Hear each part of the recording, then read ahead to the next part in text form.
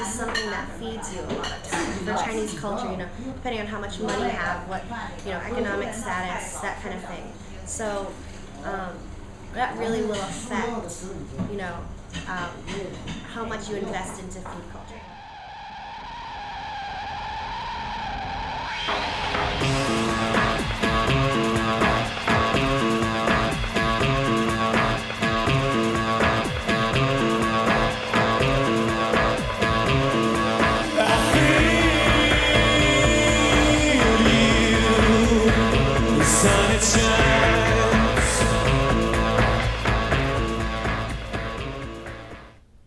Welcome to Beijing.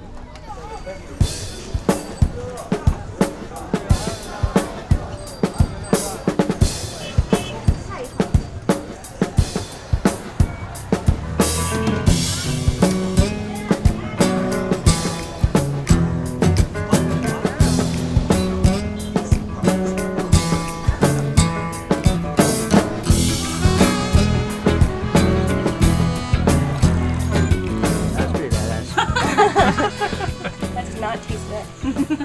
That's me, Sarah Jane. I love food, and I'm always up for a great meal. I came to Beijing hoping to eat some choice morsels and fully experience real Beijing cuisine.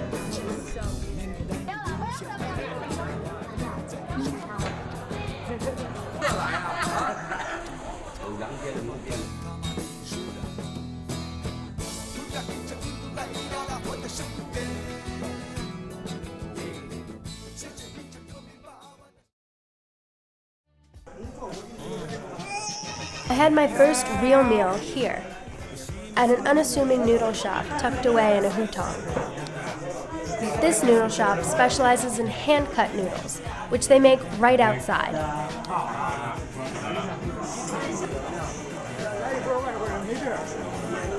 I couldn't wait to dig into the big bowl of noodles in front of me and to wash it all down with a cold beer.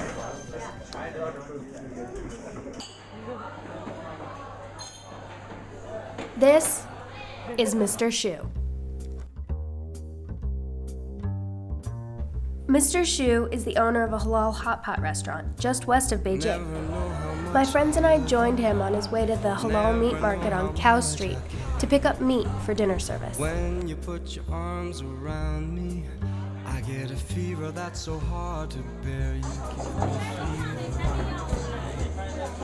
When you kiss me, fever when you hold me. Fever in the morning. There has always been a head-to-tail mentality of cooking in China.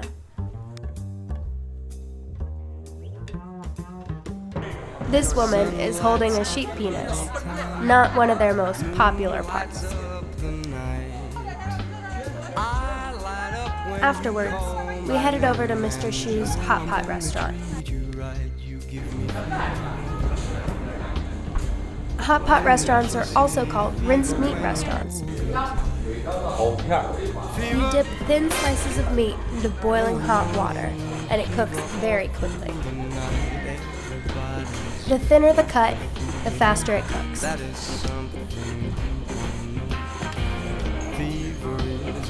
Such a new thing, people started long ago.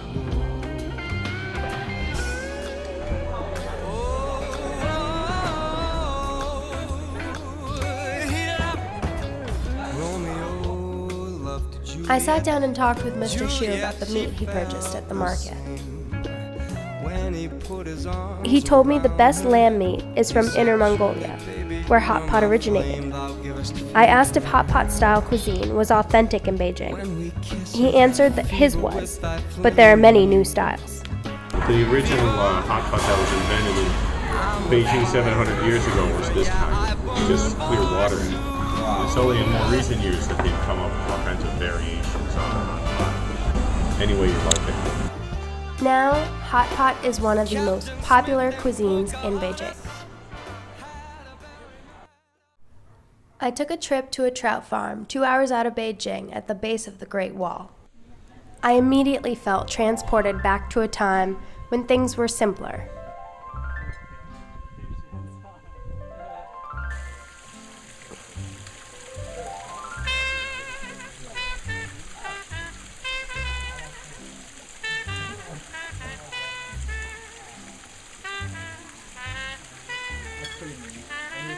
visitors were invited to fish for their own trout. Then you could trace your meal from water to plate.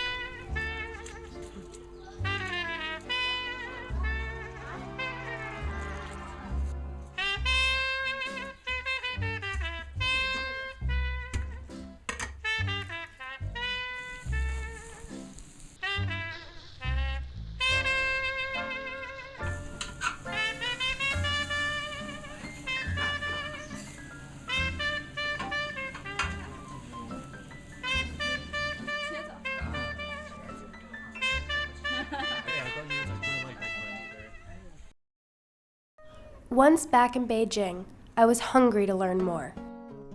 I enrolled in a cooking class that caters to foreigners who want to entrench themselves in traditional Chinese cuisine. I wound my way back through a traditional courtyard home to find the Black Sesame Kitchen. Once inside, I met Candace, the event manager and translator for the class. Chef Jiang and Chairman Wang. We immediately set to work going over pantry basics, such as white sugar, salt, white pepper, leek, ginger, garlic, and various spices. Candace also explained how important prep work was for Chinese cuisine.